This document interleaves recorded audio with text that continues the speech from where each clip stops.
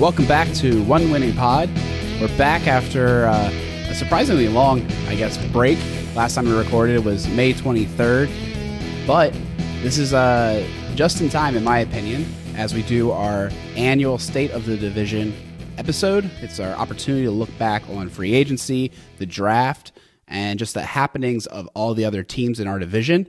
The AFC North is looking to be a very competitive division. Many people are comparing it to the AL East of baseball, where there's a lot of good teams. They might be beating up on each other. There's a lot of talent there, a lot of opportunity.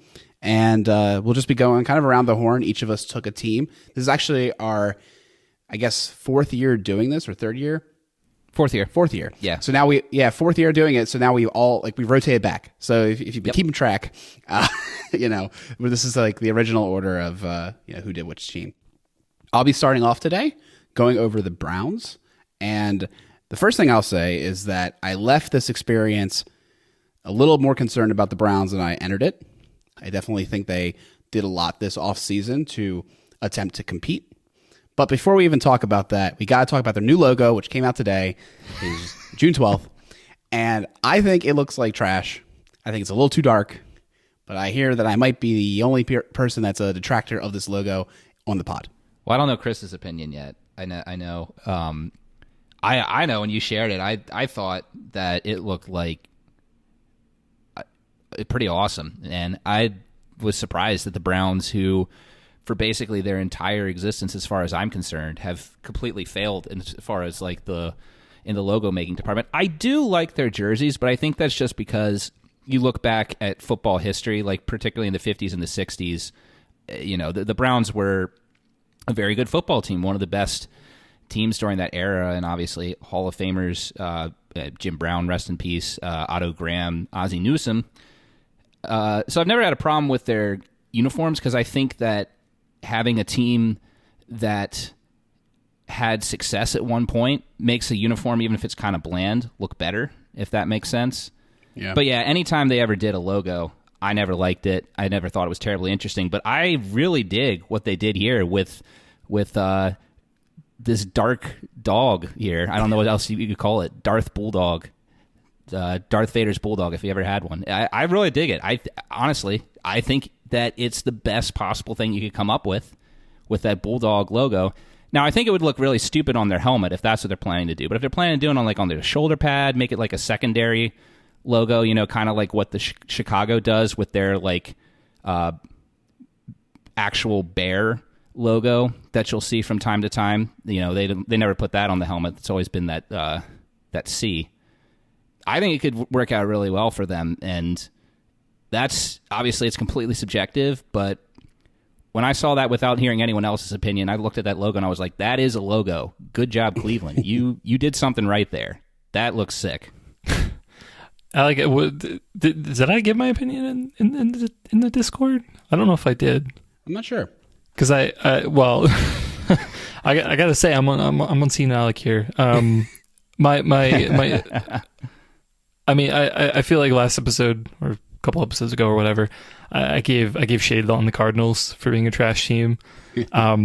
Trash teams change their logos. Good teams don't change their logos. It's just trash teams go through a rebrand, what it seems like every couple of years. I don't know. It's just their jerseys are fine. I'll give you that, Peter. I don't mind them. Even though the Browns have changed their jerseys at least 2 or 3 times over the last 10 years that I remember. It happens quite often. So it doesn't really do anything for me. I just good teams, they have good logos and they don't feel a need to change them because they're successful and they don't need to rebrand to get people to buy merch every couple of years.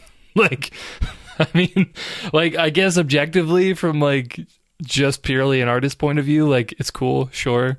But I also just the Browns are confusing. Are they a color? No, because their colors are orange. Well, they're a family. They're named after Paul Brown. It's literally the most rich person thing to do is just I bought a football team. I'm just going to name it after me. It's literally if Trump took over the Cowboys and called them the Dallas Trumps. That's basically what the Cleveland Browns are. Oh, God. Please don't let him in. We already kept him out. Like 30 years ago or whatever, he tried to buy the NFL team. Back in the 80s, yeah. Yeah, it's confusing. I mean, I like the dog better than the elf because that just never made any sense to me. But like, whatever. Well, we were talking in the Discord, and Alan told us that apparently the elf is a favorite in Cleveland. He's from there, so yeah. I don't know. I think it's one of those things. This is going to sound kind of hilarious. I think it's going to look good in the score on the, like TV. Like, I think it's best smaller. It looks like, I'm on their website. It looks like they already took like their media photos and stuff. Like the jerseys are staying the same. They're very proud of them. So like, I don't think the jerseys are changing or they're adding it there, but I don't know. It's like not horrendous, but I just feel like they're going to be looking for a rebrand soon.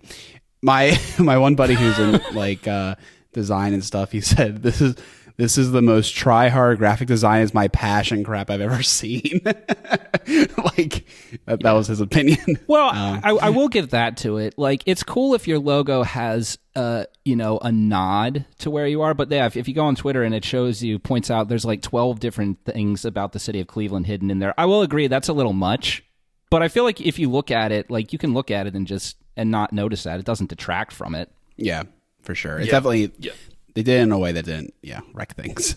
Yeah. 12 things, way too much. Like, I mean, that just tells me more about the city of Cleveland. Of just like, you can't think of one or two things. Hey, Alec, I will say something. I will say something. Don't ban me for saying this. And if you do ban me, I won't care because I'll be right. This logo, way better than the Orioles City Connect jerseys. Oh, God. I mean, you might need to be canceled. All right, here we go. Hey, everybody, let us know. Should Peter be canceled for that take? We'll let the people decide. All right. We're like 6-7 minutes into this show. Let's actually start talking about some football. So I'm actually like on the Browns page, like I said, right now, and they're also very proud of themselves for like increasing the muscle in the trenches, and that was definitely one of the focuses of this year. So let's start off with free agency. They kicked it off by restructuring the sexual predator, kicking $36 million fully guaranteed dollars to the future. So that's going to be fun for them later on. And what did they do with that money? They made a splash free agent signing in the trenches. Dalvin Tomlinson from the Vikings, 4 years, $57 million, 27.5 guaranteed. Kind of a premier player in the trenches. Not a huge penetrator, but okay. And they also signed Maurice Hurst and Tristan Hill to shore up their defensive tackle depth. They also addressed it in the draft, but we're not in the draft section yet. To further increase their defensive playmaking ability, they acquired Juwan Thornhill from the Chiefs. He's a safety. He's okay. He's probably going to be their starter. He's a former second-round selection, and there's hope that he'll be able to continue to grow. He has a lot of good traits. They think he could be good. However, there's not that much depth there, so they added 11-year vet Rodney McLeal to hopefully help out if needed. And that's like, I guess, an interesting thing. I think if they have issues in the safety position, they're not going to have many places to pivot. So that could be one of their weaknesses this year. Also, on the defensive side of the ball, they got Zadarius Smith from the Vikings in a trade. If you recall, they got a 6th and 7th round pick in 2025. And then Cleveland gave away their 5th in 2024 and 2025. So he had 10 sacks last year, but fun fact, 9.5 of them came in the first 9 games of the season. And he played 16 games. So there's definitely a question of like if he still has it. And then, this name. Okoronkwo? Yeah, I've heard that one before. That's how I would pronounce it. I think that's right. Yeah. I'm sorry, Okoronkwo, for butchering your name. You're from Houston, defensive end. He has best season of the year, actually. In Houston, after leaving the Rams, he collected 5 sacks and doubled his career total to 9.5. 3-year contract. They're hoping that he will be a nice veteran presence. They recently drafted in the 3rd round Alex Wright last year, and they also drafted another player this year in, I think, either the third or fourth round on defensive end. So this is a guy, like, you kind of think of him as maybe a Pernell McPhee, where you want to vet in the room while you have some young guys learn and get better. So that's kind of the defensive changes they made during free agency. They were a very active team in free agency. Curious what you guys think. Yeah, I mean, so this is here where I will side with you guys on the Browns. Just not really being that good a run of an organization. We'll look at it with the Bengals and the Steelers. I look at this list, and it, like you said, it's a lot of moves. And there's a reason, I think, for a lot of these guys were free agents. And in my opinion, and I think if you look at the past 2 decades of Super Bowl winners, for the most part of degrees, to build a good team, you got to have a good nucleus, and you augment it with free agents. It feels like, combined with the trade they made with Watson, all these signings, and of course we know that they made a lot of signings last year too. It feels a little hodgepodge. It could work out for them, I guess, but I don't know. I mean, there's a reason Zadarius Smith's been around. He's been great since he was left from Baltimore, but no one wants to consistently pay him. Elijah Moore, there are some concerns there for him. He had a great rookie year, but he had some attitude problems that were well documented last year on the Jets. Those are the 2 biggest names, I guess you could say. But yeah, I don't know. I look at this, and it's not really.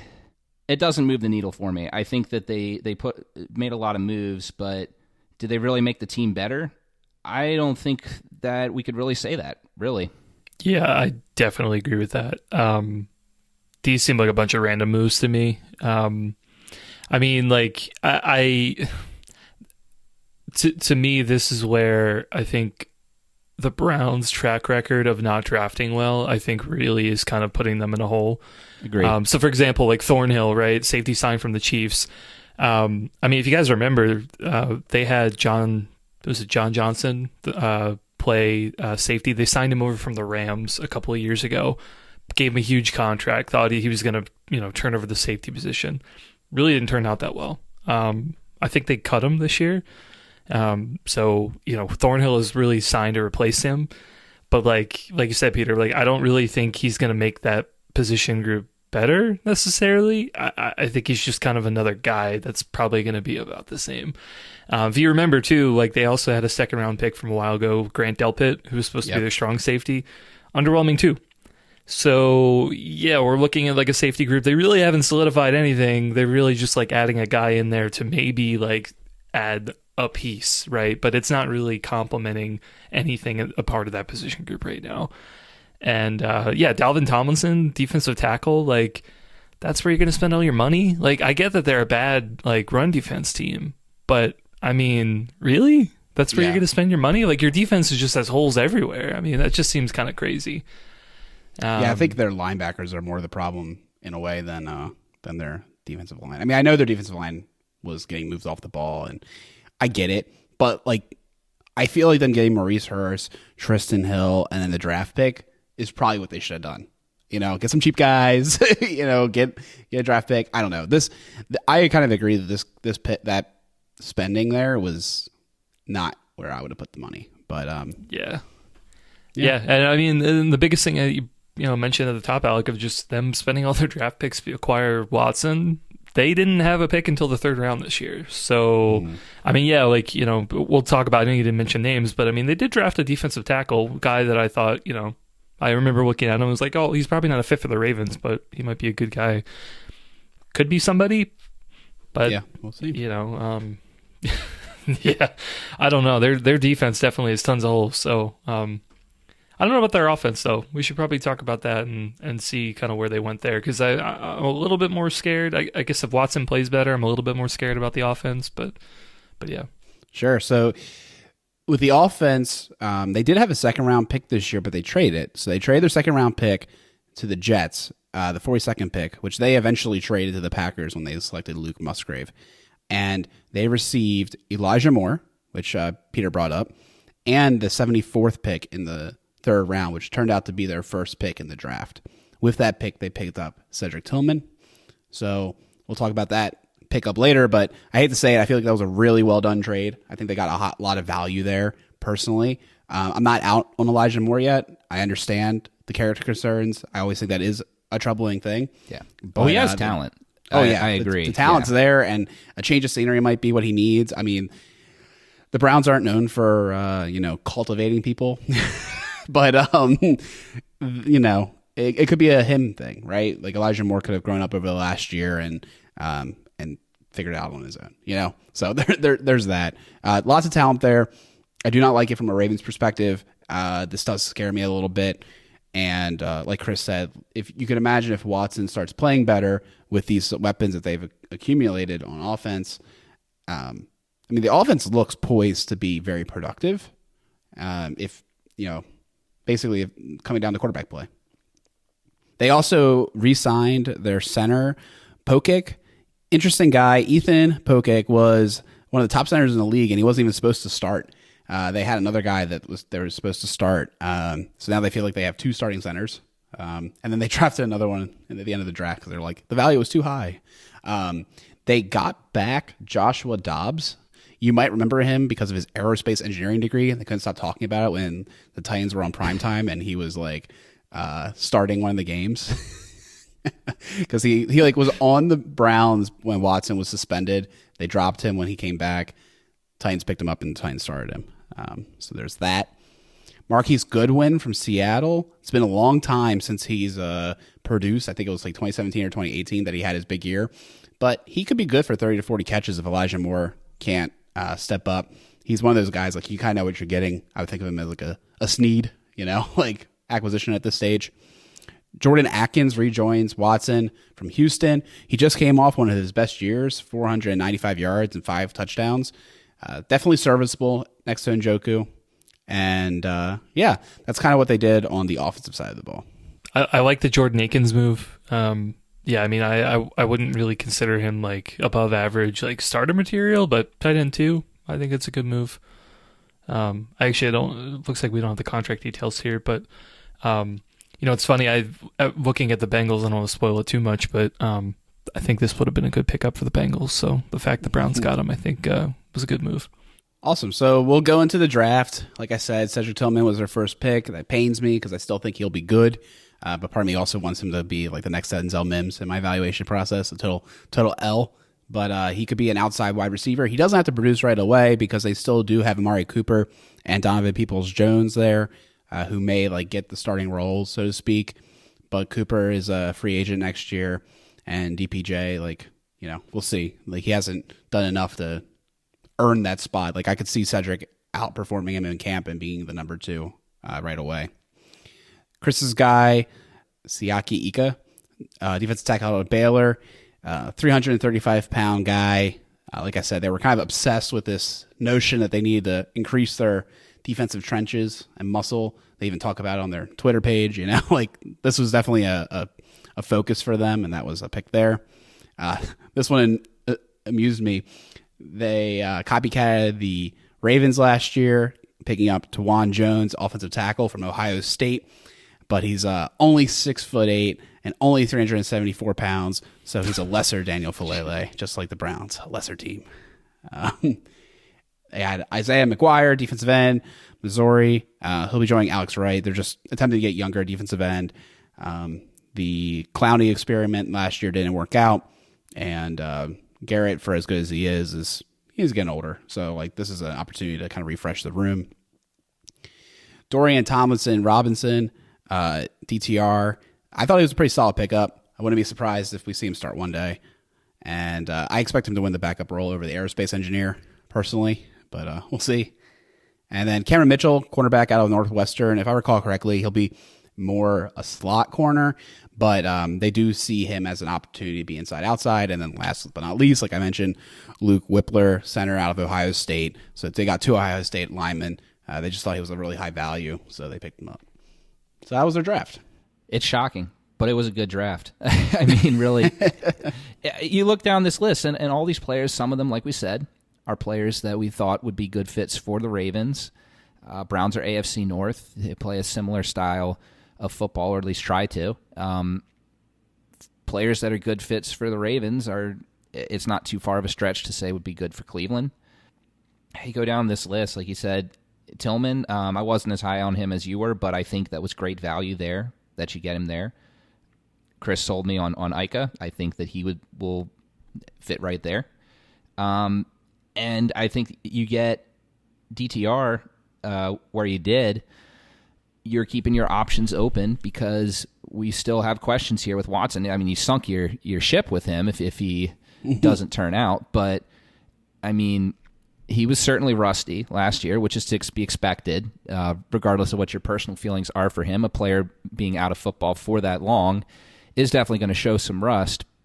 But if it doesn't work out for them again next year, they're going to have to look at finding some way to get some competition at that position. And Dorian Thompson-Robinson, a guy who has a lot of features that could lend their way to being an effective NFL quarterback, could work out for him, could not. That's generally what you see with late-round quarterbacks. It's a good insurance plan, in my opinion. So, yeah, like I said, it's crazy to say, but you look through this list of players, you can make a case for any one of them being a good fit for this team. we have to give them props there for the draft, especially considering how little capital they did have. Yeah, I think the guy that kind of sticks out to me, at least kind of looking at the Browns, I think Cameron Mitchell, will probably get an opportunity early to get significant snaps in the nickel spot.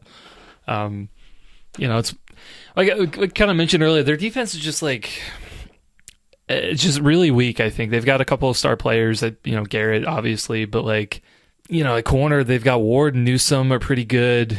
And who's the other guy? Emerson kind of came on a little bit last year, but other than that, I guess you've got three guys. To be honest, a lot of the other corners I'm looking here, not really scare me.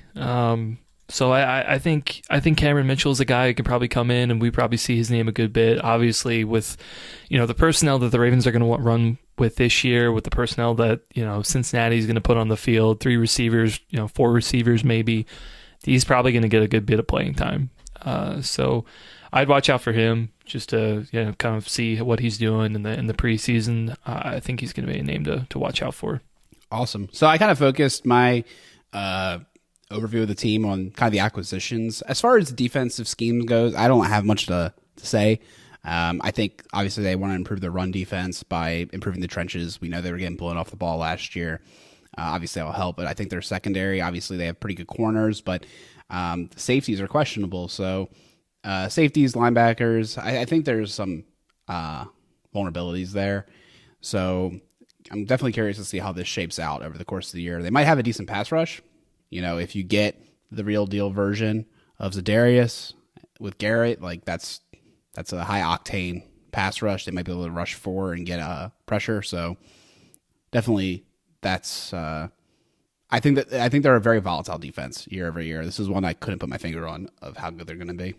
Yeah, I feel like we've been saying that for the past few years with Cleveland. A lot of players on their unit that look strong, and then the question is just how well are they going to do when they get on the field? And to their credit, 2019, 2020, the answer was pretty good. But then the past 2 seasons, particularly last year, that unit, while still fine, definitely took a step or 2 back. So, yeah, I agree. It's hard to say. We'll have to watch in training camp and preseason. But I think you do put it well that if this roster on both sides of the football, they have all the pieces there if they all fall correctly to be a team that can win this division.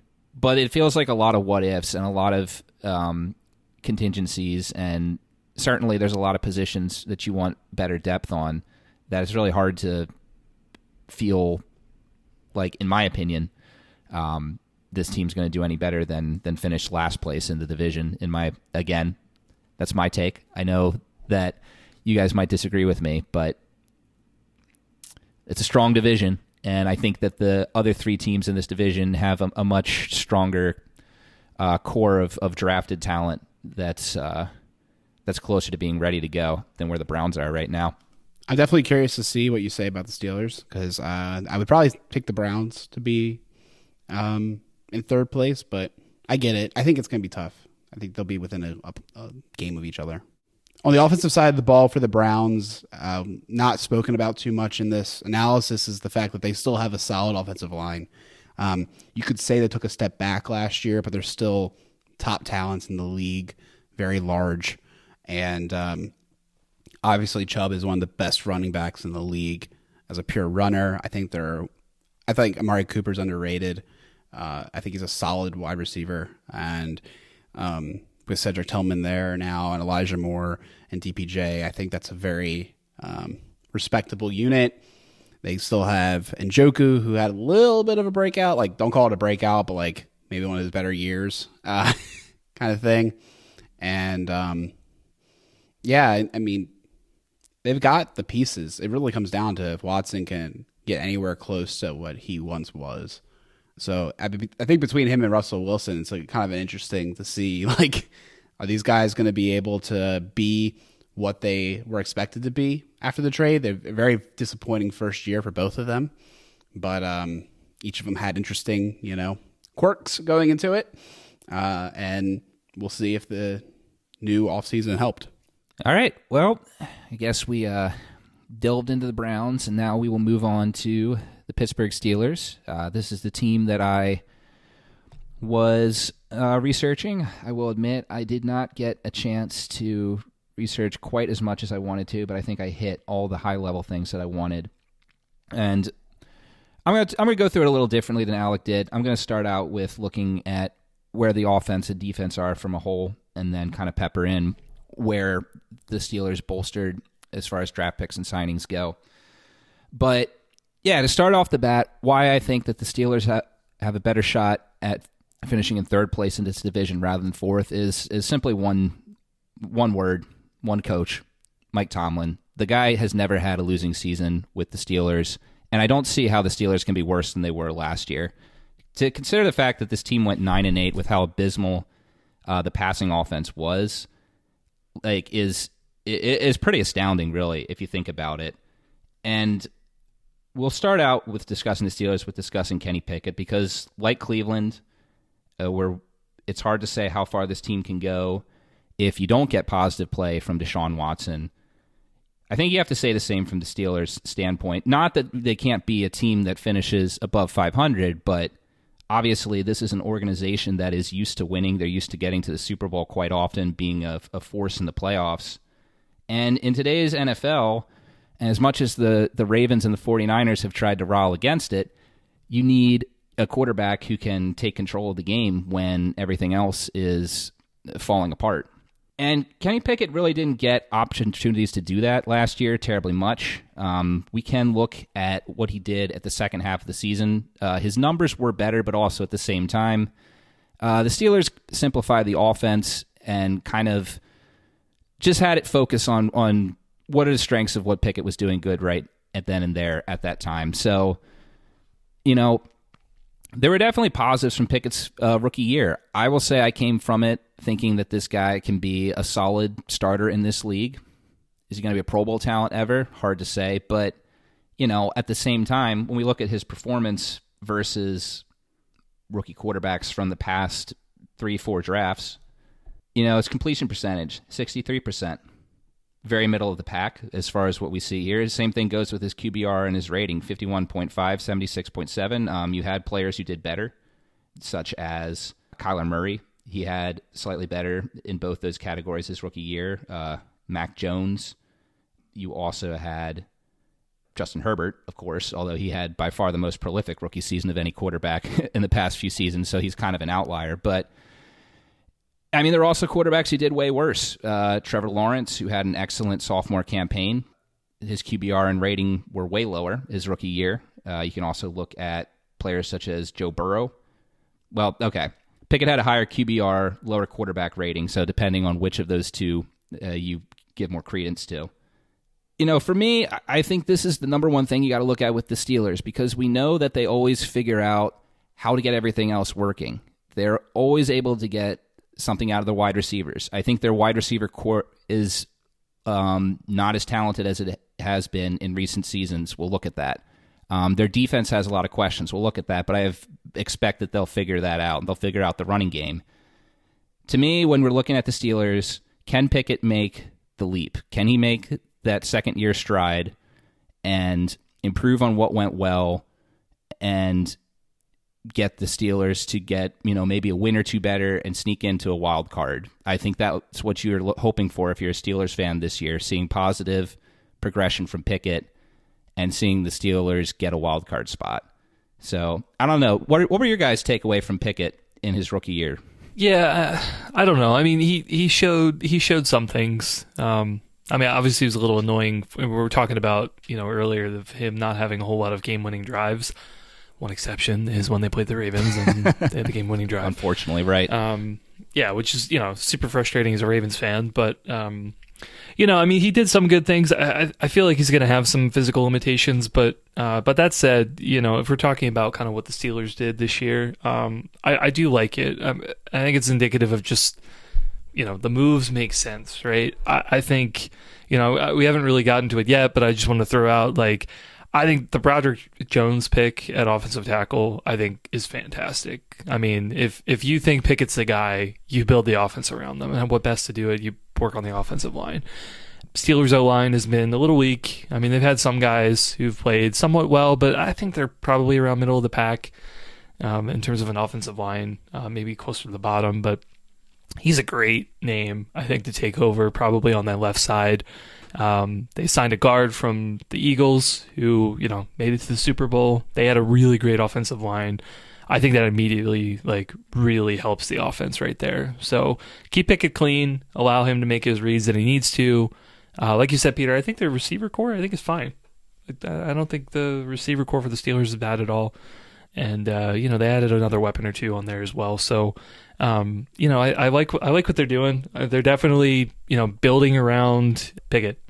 Where the Browns, I feel like the Browns kind of felt like a little all over the place in terms of their draft. I feel like the Steelers draft this one was okay, we've got a couple of holes, but otherwise, we're going to build around the quarterback, build around the running back that we have, and just make everyone better. Let's see what we can do with, making this offense the best version of ourselves with the skill players we have.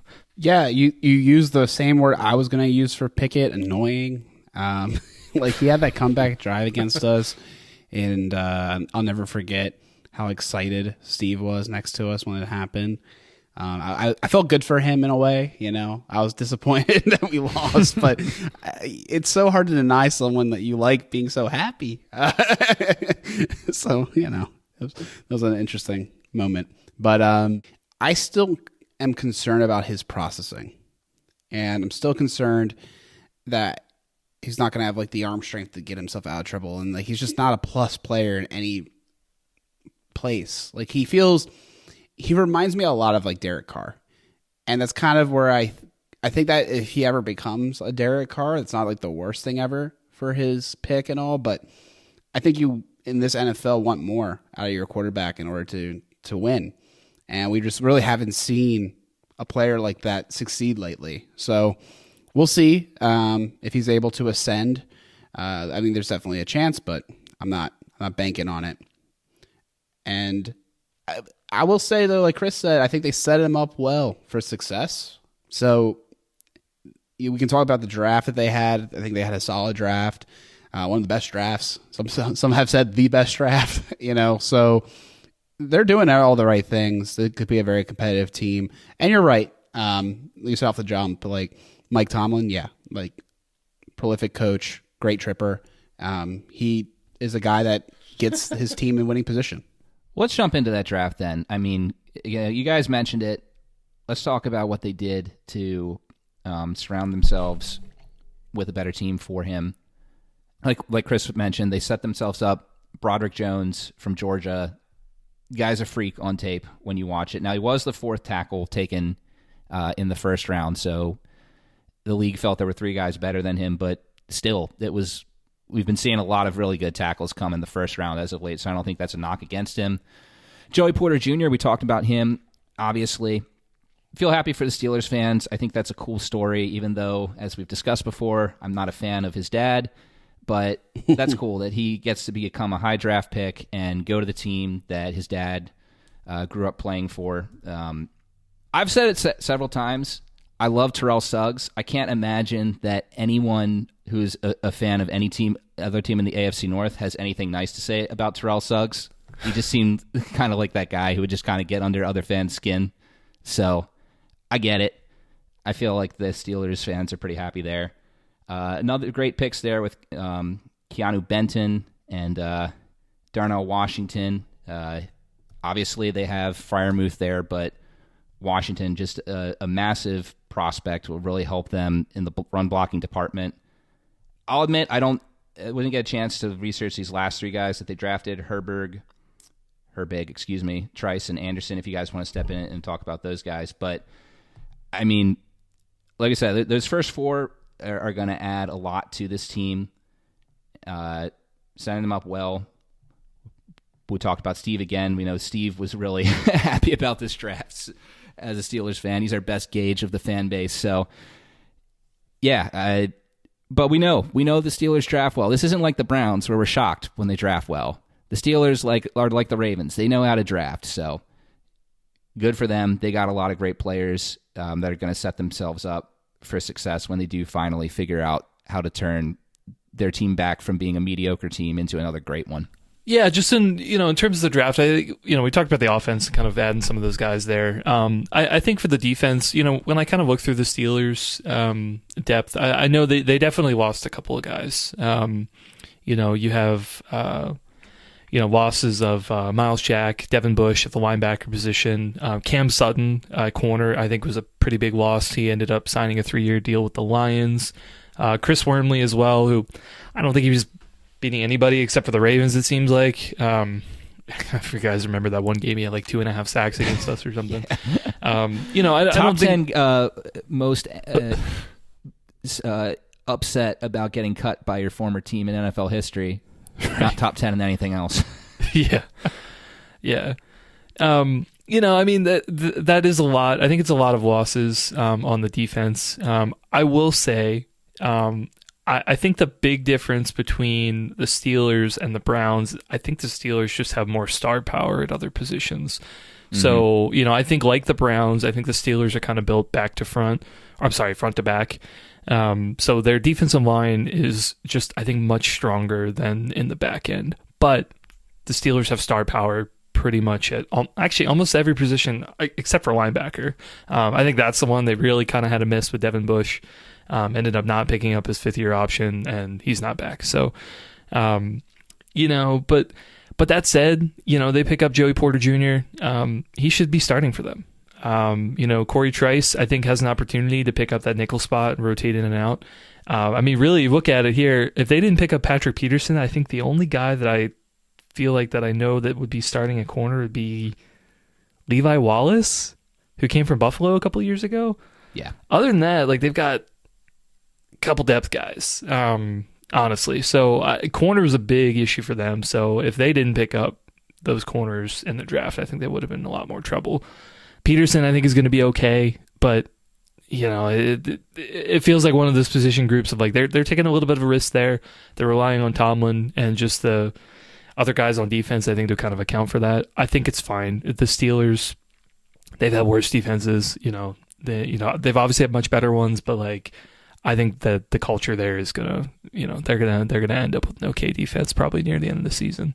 Yeah, I agree with you, Chris. You look at their depth at corner, and it looks like it could be pretty bleak for them. If you want to make an argument that the Browns have a better shot at finishing third in this division than the Steelers, I think you look at that, and I think you look at the other side of the ball, where I actually don't think that their wide receiver core is in very good shape. We'll get to that.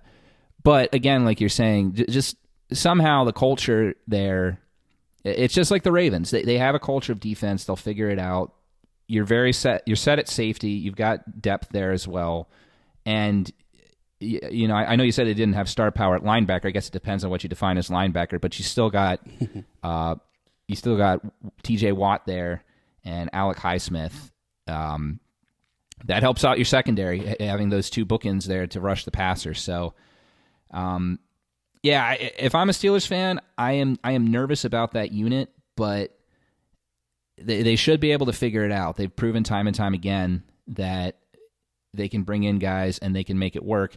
Now, what is interesting, though, is that we're back once again with them picking up 2 new inside linebackers. I know Miles Jack, his first year was last year. I forget if their other starter was, or no, that was Bush, wasn't that? It was Bush, yeah. It was Bush. Never mind. So, yeah, you do have 2 new starters on the interior. I'll be honest, I don't know terribly much about Cole Holcomb. Looks like he's going to be a fifth-year pro.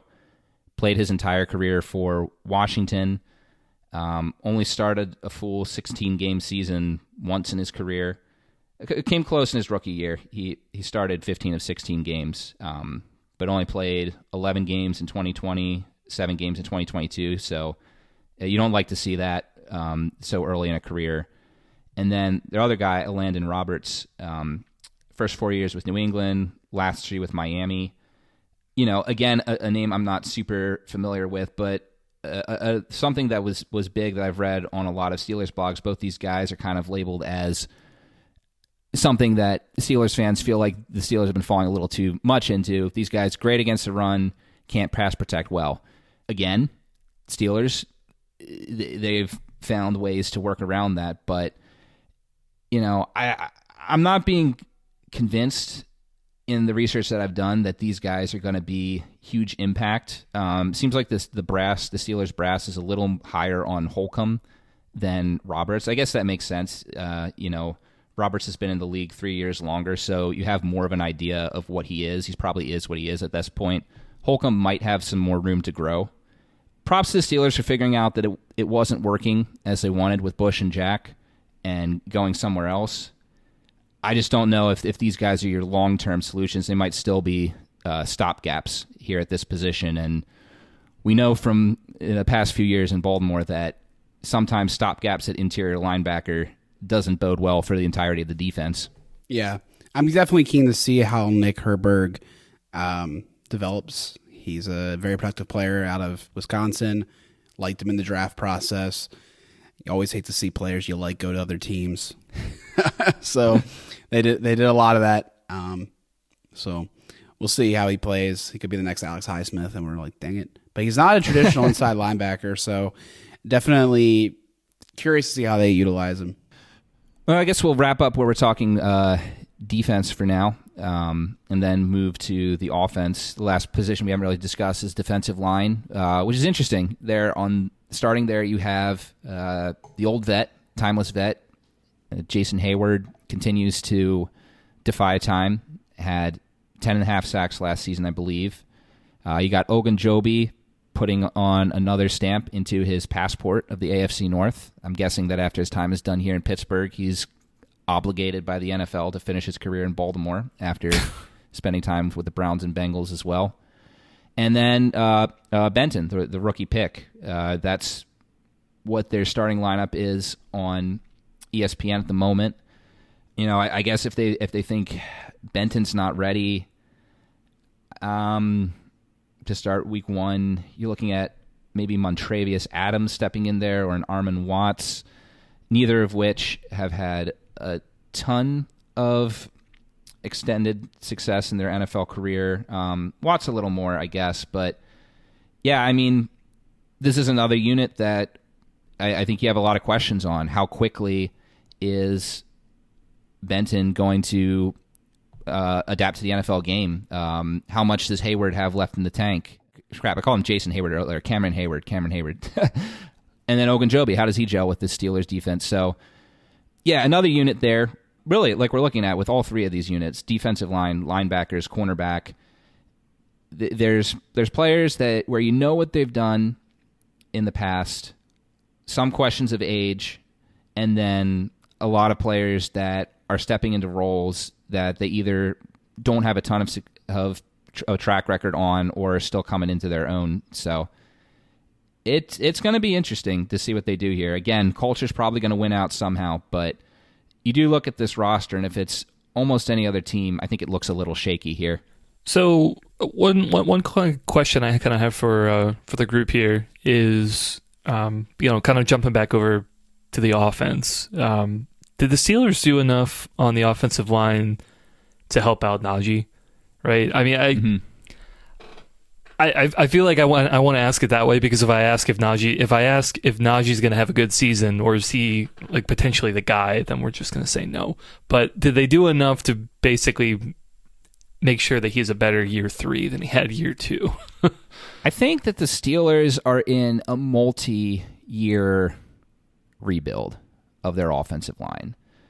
You know, they had such a strong unit, and I think at one point, what was it, something like 2014 to 2018, they had the same starting unit for all those seasons. I don't have those seasons correct, 100% correct. I'm sure of that, but they did have a pretty sizable stretch there where there was no turnover at all on the offensive line. And the past few seasons, it feels like that's just been what they've had to do the whole time here.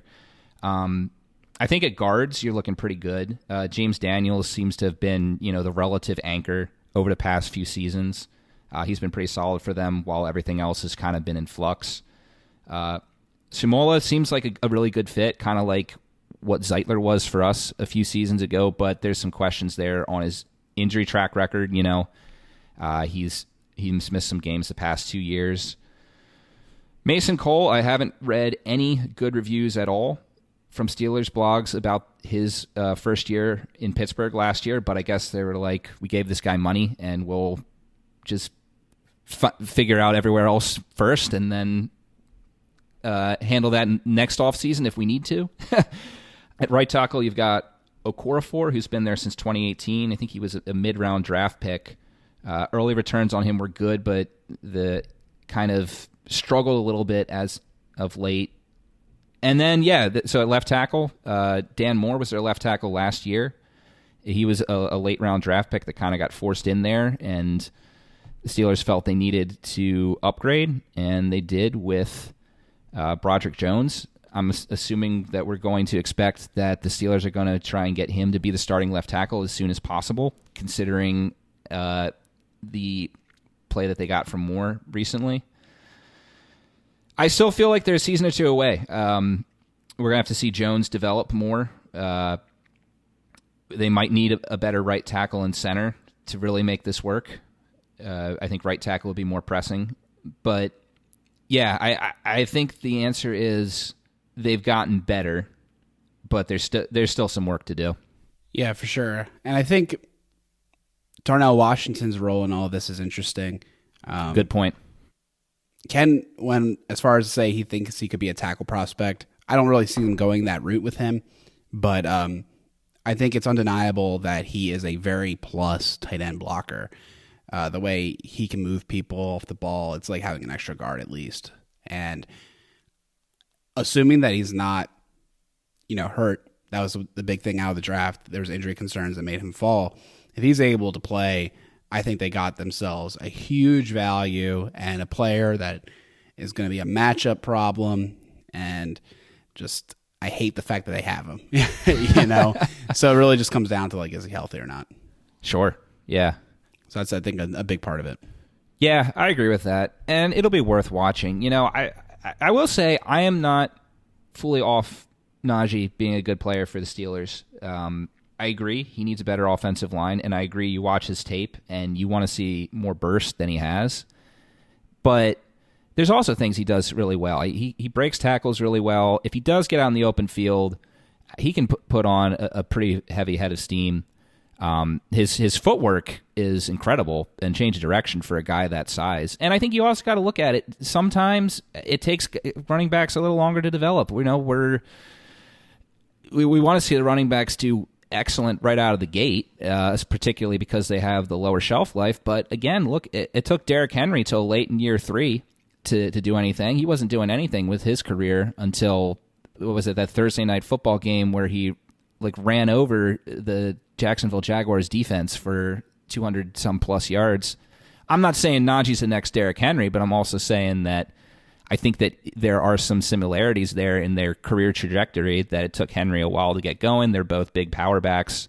Both of them needed slightly better offensive line. They needed their organizations to get better players up there in order for them to succeed better.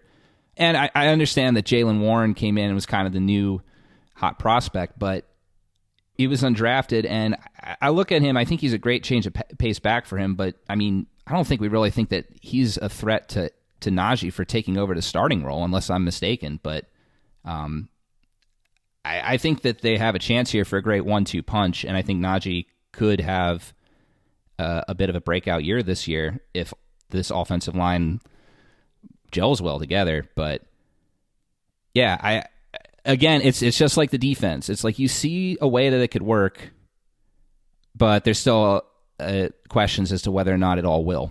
Yeah, I mean, I think like the Ravens, the Steelers are going to wait. I mean, they're going to just wait longer to evaluate their guys, right? I mean, I didn't want to ask that question in terms of just like, do we think Najee's going to like finish the season or something? Like, I think he's going to be the guy. He's going to be the starter. Warren, I think I agree. I think he's a great change of pace back. There are a couple, there are obviously a couple ways to build a team, right? You can either, have the supporting cast and then get the stars, or sometimes you have to get the stars and then build the supporting cast around them. Depends on what you're dealt, where your roster's at. So yeah, I mean, I think what you said earlier, Peter, of like the Steelers are kind of in like a multi-year rebuild of, they've got their quarterback, they've got a running back right now, they're building around them. This year, if things go really well, then they might do some damage. But it feels like this team is kind of on the cusp of maybe like next year of, okay, like you can start to see like where things are going to go. But then again, I mean, they're going to have a pretty strong draft next year as well. Obviously, you mentioned earlier too of like Cam Hayward. I mean, he's been playing really good football for a long time, and I don't know if this is the year or like next year, whenever it is, but at some point it's going to happen. I think that's going to be a huge loss. TJ Watt obviously is still going to be there, but I think those two guys play really well together, and we'll have to see if they have guys behind Hayward at this point to be able to kind of step in that role and really take things on. Was it DeMarvin Leal, I think was the guy last year they drafted to kind of sit behind him.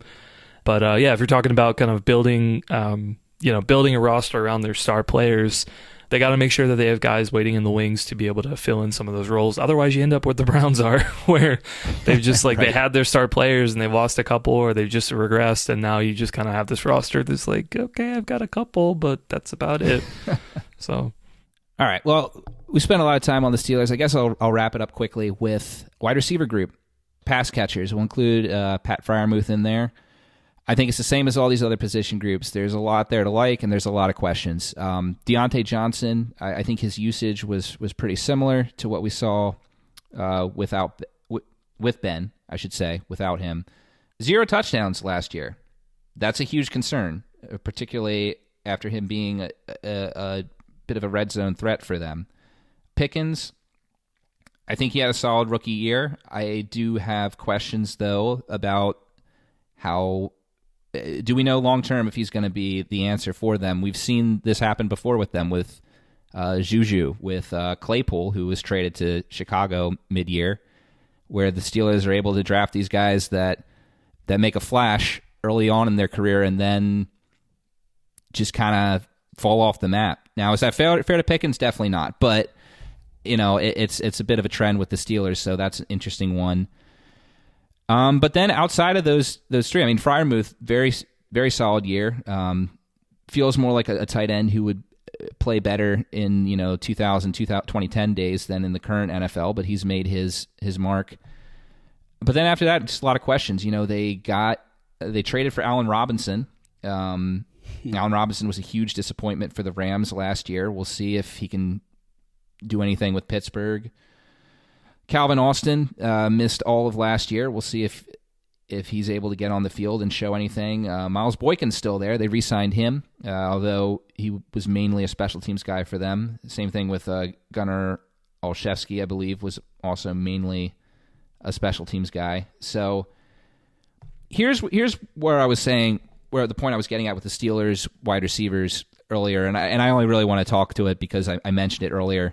I feel like in years past, the Steelers have had their main guys, but they've also had some reserve receivers who you always had to keep track of because they could break free for a big play, and that would really be something that you have to watch out with this offense.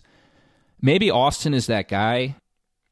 I guess Anthony Miller could possibly be as well. He had a couple plays last year, if I'm not mistaken. But, they lost Steven Sims. Obviously, Claypool's gone. I just don't know if this group is as deep as we usually see from the Steelers. And that's something I think that, especially with what they're trying to do with Pickett, is something that could another thing that could hold them back from making the playoffs this year. I still like them better than the Browns going into this season, and it really comes down to the coach who's at the helm and the front office. I just think that the Steelers can't lose. They can't have a losing season if Tomlin's there. But, yeah, I think we can leave it at that. Every position group has some things to really be excited about for this team, but also question marks that could sink the season. Well, let's. I think with that, let's hop on over to the Bengals. Let's round it out with the AFC North. Doing the research here a little bit, I still think the Bengals are going to be competing with the Ravens for the top spot.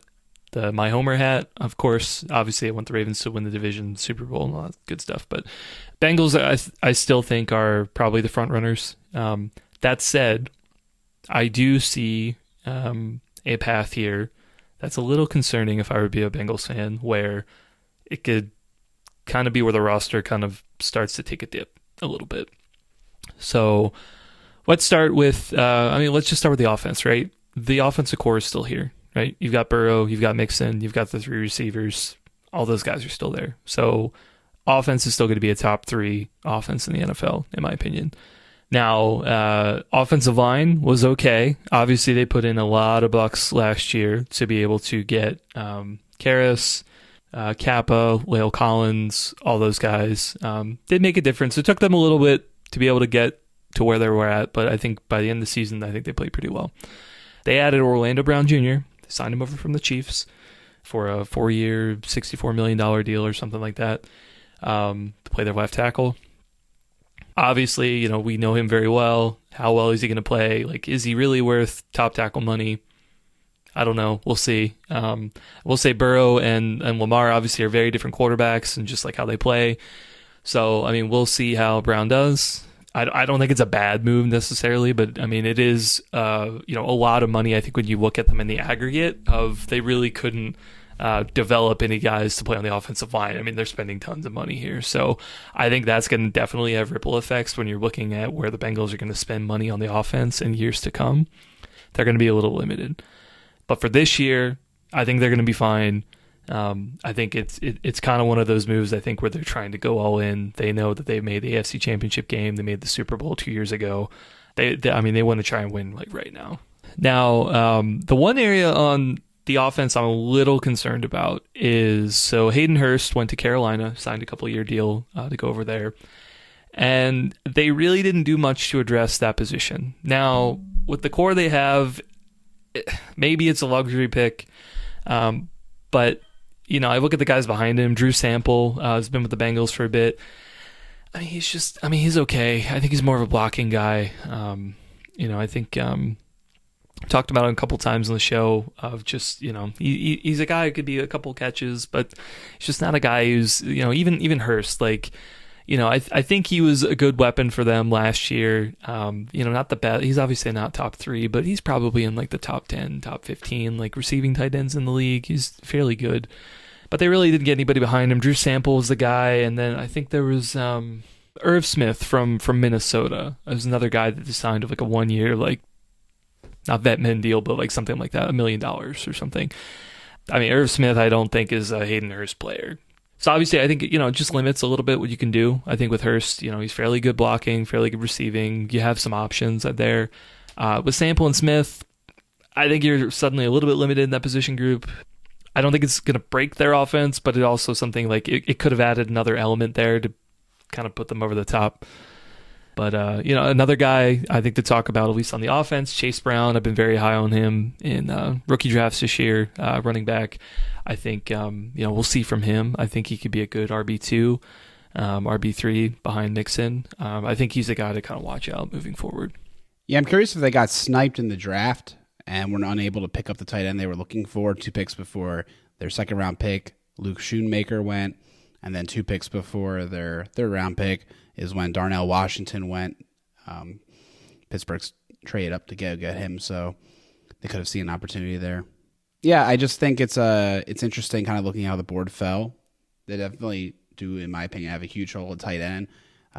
People in the fantasy community will know that, having Irv Swerve, that's been talked about for years, but he keeps getting hurt. He has a lot of talent, so if he's healthy and the talent's still there, then sure, maybe he is a decent option there, but I don't know. We'll definitely see. The tight end's going to be an interesting spot for them going forward. I mean, the Bengals really don't use the tight end as a receiver. I mean, outside of that 1 year that Tyler Eifert had his Pro Bowl year, and then unfortunately for him, what did he do? Hurt his back in the Pro Bowl, ruined the rest of his career. 2015, yeah. They've gotten by without a receiving tight end. Sure, I mean, in theory, having that weapon would add an additional component to their offense, and you always want to make sure that you have as many weapons as you can. And Hayden Hurst was a bit of a receiving threat for them in the playoffs. I think his regular season numbers were a disappointment, but he did seem to get into the game plan then. But yeah, I'm not too worried with them with Irv Smith. I think it's intriguing, like you said, Alec. Irv Smith. It feels like every year we're waiting for it to be his breakout year, and then he gets hurt or or something. But it could work out. But going back to what you said, Chris. With their free agents, yeah, they put a lot of money there, but again, I think like we're talking about, this is how you do a free agency if you have a strong front office, which apparently the Bengals have. The past couple seasons, they've figured something out. I think what the Bengals are doing is smart here. Again, they've still got Burrow on his rookie contract, so they're trying to take advantage of that window while they can. Augment your roster with your homegrown players that you've had that have worked out quite well for you, and see if just signing a couple of these vet guys can get you over the hump and into the Super Bowl. Maybe it'll work out for them. Now, when we talk about the Bengals, I think something that's going to be very interesting this year, hoping, that the Ravens will be able to keep Lamar healthy for the entire year. The Bengals really haven't had any threat to the AFC crown these past 2 seasons. Once the Ravens lost Lamar in both those years, then that kind of just fell to the Bengals. They didn't really have competition for it. It will be interesting in the regular season to see how they handle having to actually be in a race with a team that is just as healthy as you and has as much talent as you do, and see if they're up for that task. They probably will be, because they've played well in the playoffs when they've gotten there, obviously, the past 2 years, but I still think it's just something to point out there. But yeah, I think this was a strong offseason as far as free agency is concerned with the Bengals. They attacked some spots of need, and I think that they set themselves up well. Yeah. Before I go on the defense, though, one other thing I guess to mention here. I felt kind of doing this, like the Bengals did address some holes, but there are a lot of free agent losses. And I didn't really mention most of them because most of them are on the defense. But, I can see where you're coming from, Peter. I think Hayden Hurst is like maybe not the worst, move, but it's like the first domino, I think, to fall. Samaje Perine also was not re-signed. He ended up going to Denver. Now, he's another player of like, do the Bengals rely on him? Is he really like a star player? No. I mean, you're going to have the big 3 wide receivers. You're going to have Burrow. Like, those are the guys, right? But that said, Mixon was hurt for a couple games last year, and Perine had an incredible run at running back too. So, they, claim they have some guys, and Travion Williams was there. They think that he can make a step in that role. Like I mentioned, Chase Brown is the guy they drafted in the 5th round. He could also step into that role. But it is one of those, like, if the Bengals are a win-now team and those guys aren't ready, it's a little bit of a concern, because now you're going to have to rely more on Mixon. Now, and Mixon has a little bit of an injury history. On the whole, I think he has been a pretty reliable target, but you want to make sure that you have guys waiting, especially when you get deep into the season, and you're going to need these sort of role guys to kind of step up and make big plays. I think it's one of those, like, they better hope those guys are going to be it like going into next year, because if they're not, then I think that they're in a tough spot. Like, they're going to have to get a running back somewhere next year. I don't think Mixon's going to be re-signed. And so, they're taking a little bit of a gamble there. Like, they're stretching their roster a little bit thin. They're hoping that everything works out. But like, I could see like next year that could start to have problems, because now you're talking about like, okay, well now you have to try and re-sign Higgins and what to do about Boyd and stuff like that. But anyway, that's probably for next offseason. But that's kind of my worry with the Bengals now. It feels like kind of an all-in kind of transition year. So we'll see what happens. I am intrigued by Chase Brown, though. I am intrigued if he is the Mixon replacement. We'll see. But I too, really liked him coming out. Yeah, don't love that pick. Every one of these teams drafted somebody. I was like, no, not him. Yeah. But let's move on over to the defensive side of the ball. So like I said, the free agent losses here I think were pretty big. Jesse Bates went to Atlanta. Von Bell went to Carolina. That's your starting safety core for the past 3-4 years. There's a good combo for sure. So they did end up signing Nick Scott to a 3-year deal. He's a 4-year vet from the Rams. So I think the plan is they're going to pair him with second-year player Dax Hill to cover your safety room. Certainly it's a risk. I think that that's going to be a position group of. They're just. We're going to have to see going into training camp, preseason, just how those guys are going to play. Corner, they're definitely a little bit in a better position. They did sign cornerback Sidney Jones, who's just a 7-year guy. I think most recently from Seattle, I believe. The biggest thing there is Awuzie's ACL injury from last year. He's got to get healthy. But if he is healthy, he's your best corner on this roster. So, Jones isn't really a replacement guy per se. I think he's probably kind of your corner 2, 3 kind of depth guy, maybe to swap in with some of the younger players. They did also end up losing Trey Flowers, also went to Atlanta with Bates. So, that position group I think is a little bit weak. That said, they did draft a corner in the second round, DJ Turner out of Michigan. I think he could step in and probably be your nickel guy, maybe play a little bit of outside snaps or something. But I think both at corner and safety, I think it's a little bit of a transition. They're going to have some learning curves, I think. But going a little bit further down as well, I feel like I should probably just name some of these draft guys. One thing I did really like from them is that they kind of doubled down at defensive end, where they're already fairly strong. I think Hubbard and Hendrickson, great pair, still playing at a really high level.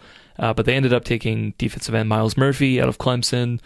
I think he's going to be a great pick. He doesn't have to start right away, but I think a lot of people are really high on him. And can never have too many pass rush guys. They've already got a couple other ones waiting in the wings that still developing, like Osai from a couple of years ago. So I think that's great to kind of build that up now. And if we're talking about the safety group as well, in the third round, after DJ Turner, they ended up picking Jordan Battle out of Alabama. He's a strong safety, so I think he provides a little bit of insurance if Dax Hill kind of isn't the guy. He's a guy who could eventually kind of take over that Von Bell type role. But yeah, what do you just kind of like on the the back end? What are you guys thinking about this defense here? I feel like there's a little bit of just a leap of faith here on relying on some guys developing, but I may be a little bit lower on some of these guys. I definitely think it's interesting that a lot of these teams in the AFC North, except for the Ravens, have questions at safety. I know the Steelers have Minkah Fitzpatrick, but then who's their other guy, right? I looked up the answer, but he didn't mean anything to me, So there's definitely a lot of safety questions, I think, in the AFC North besides the Ravens. As far as the rest of the defense goes, I'm not sure how I feel about them. That's kind of what I was getting at with the Browns when I talked about them. Defense year to year is so hard to project. You just change a piece or two, and the way it's so much more rotational. It's hard to sometimes predict how it's going to go year over year, even when you consider these additions and subtractions. I think their defense is going to have some vulnerabilities. That's my hunch. Yeah, it's. it's kind of been what it's been for the past few years. I think that defensive line is legitimate, and I love the draft pick there with Miles Murphy. He was a guy that looked like he might be able to slip to the Ravens. I would not have minded it at all if they had gone there. That said, I think he's a little bit better of a pick or a fit there for Cincinnati because of the defense that they run is more 4-3, I believe. I think that's where he is projected as being a better fit. But yeah, I agree. I think that they are the hardest to project, and it simply just comes down to that I feel like their defense the past 2 years has overperformed with what's there. So it's hard for me to look at their roster and say that I have, complaints when they've done it. Now, certainly they haven't been perfect, but I feel like these past 2 years, particularly in big games, that defense has been up to the task. So, yeah, it's tough. It's tough to predict. There are definitely vulnerabilities, but the track record the past 2 years is suggesting that there is a culture there that's starting to cultivate, that's getting this defense back to, the annoying stinginess that she had back in the days when you had Perfect and company there. Yeah, I mean the big thing I think that really, at least for me, puts the Bengals defense above the Steelers and the Browns is I think there's a lot less turnover, and I think that there are guys now that are playing at a high level, right? The defensive line, I think that all the guys are still there, and they're only adding to it. At the linebacker spot, Jermaine Pratt was also re-signed. Pretty good player, and one that had developed for the Bengals. Unlike offensive line, where they can't seem to find anybody, Pratt was a player. It took him a while to eventually become the one he is, but I think he's playing pretty well right now. And it was an affordable deal too. It was like 3 years, 30-some million or something. Pretty affordable, all things considered. Even a corner, right? Corner was one of like, well, they lost a couple guys, like a Woozy's having his ACL. They haven't done anything about Eli Apple. Nobody knows if he's coming back or not. I'm not sure how many Bengals fans want him back, but even if you lose those two guys, let's say a Woozy's not back, like Cam Taylor Britt was a rookie last year, ended up getting significant snaps. He played fairly well. If he's your starter, that's not a bad spot to be in. Mike Hilton's still there. He played pretty good at the nickel spot. And then, to that, you're adding second-round pick DJ Turner, and Sidney Jones. Like, overall, that's not bad. Like, I think the Steelers are in a much worse spot because, with, like, Cam Sutton last year, who was, I think, by far, like, the best player they had at the corner spot. They're just addressing it with more rookies this year that are already unproven, whereas some of the Bengals guys, it's like, okay, well, they've been in some of those snaps and had meaningful roles, and they were already kind of there. So that what you're really looking for is, can they make the next step? And the biggest question mark, I think, by far for me is Dax Hill, because although we were kind of high on him last year a little bit, he was a penalty machine. So I'm just like really unsure how he's going to project this year going into a starter. He could either be really good and get that cleaned up, or he's going to be really, really bad. So, and I think it's a lot to kind of put on him for that. And you really don't have anybody else behind him to be able to take that free safety spot. So it's a little bit of a gamble. We'll see how it pays off. But if you look at every other position group, I think that they're probably fine. Yeah, it's interesting to see if Jordan Battle can compete and get the starting role next to Nick Scott, or Dax Hill, I guess, instead of Nick Scott. Probably drafted him hoping that would be the case. Cam Taylor Britt, another kind of question mark, honestly. DJ Turner could be an option there. So, I mean, you're like you said, they're young on the back end, and that's either scary or exciting, mattering on how it plays out. And but yeah, the front. I mean, I honestly like sometimes forget how good they are. How nasty that front four is. I guess try to block it out, from the memories. But yeah, I mean, even some of the guys behind him. I mean, remember Cam Sample? We were talking about him a couple of years ago. Like, I mean, he's behind Miles Murphy at this point, and he's a decent player by himself. So, I mean, Yeah, it's a little unfair how stacked they are defensive line. But only other thing to report, I feel like we haven't even talked about special teams at all this whole episode. Yeah. The Bengals needed a punter. So they ended up drafting a guy. Brad Robbins, also out of Michigan.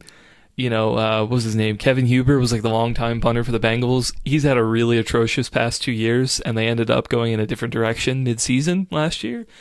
I think his name is Drew Christian or something, I believe. So they brought in Brad Robbins to compete with him. We'll see if he gets it. I think he was like a 6th round pick or something. So, he either grabs it or he doesn't, in which case, nothing matters. But they got to have a punter at some point, so it's going to be one of the two of them. Yeah, I left it out of my Browns talk due to pacing. But when I was looking into their signings, they are obsessed with special team only guys.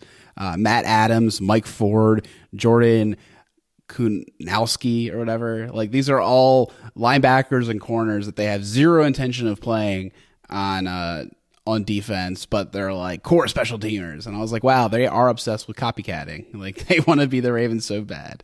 But yeah, I hear you, man, because that's something that's always hard to scout, special teams. But it's also like, particularly with the rule changes, we didn't really ever get into that on the show, but now with the fair catch rule changes, it's like, special teams, do they even matter? Probably not. I legitimately think it's worth discussing one point, like, are we going to have special teams aces on our team? Or are we going to carry a third quarterback this year because of the other rule change, where you can have a third quarterback on the roster that doesn't count against game day activations, as long as they're on the active roster? Like, that feels like a better use at this point than a special teamer, given the fact of how deprecated special teams is. Essentially, it's like oh, that used to be a thing in the game. Now it's so much lower. What was the rationale behind the change in the fair catch rule? Because I didn't get. I'm obviously all for player safety, but I didn't really get the argument for it. I guess aside from, I don't know. What was your guys' read on it? Harbaugh thinks that there might be like unintended consequences that actually may hurt player safety. I don't know. I like the XFL model, frankly. At this point, like, if you're going to change it, like, change it to be more like the XFL. I know nothing about the XFL. What did the XFL do? So like, they basically have like no one move until the ball is catched, I believe, and they're like all lined up.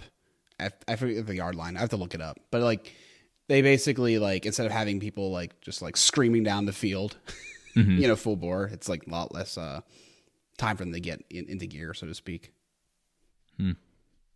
Yeah, I feel like we should have a discussion on these rule changes, particularly with how much the Ravens have relied on special teams over the years.